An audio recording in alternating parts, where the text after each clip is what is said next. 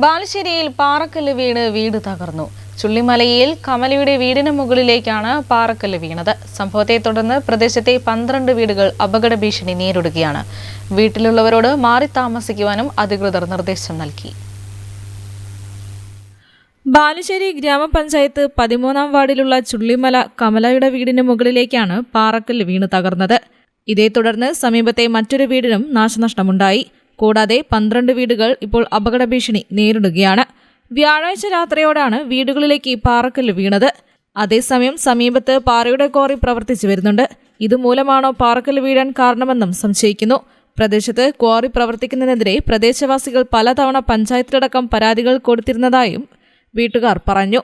തകർന്ന വീടുകൾ ഗ്രാമപഞ്ചായത്ത് president Rupalekha Kombilad, vice president Asainar Emmachangandi, secretary Girish, block panchayat അംഗം CK രാജീവൻ, വാർഡംഗങ്ങളായ റീജ മധു, ശിഖ തുടങ്ങിയവർ സ്ഥലത്ത് പരിശോധനയും നടത്തി.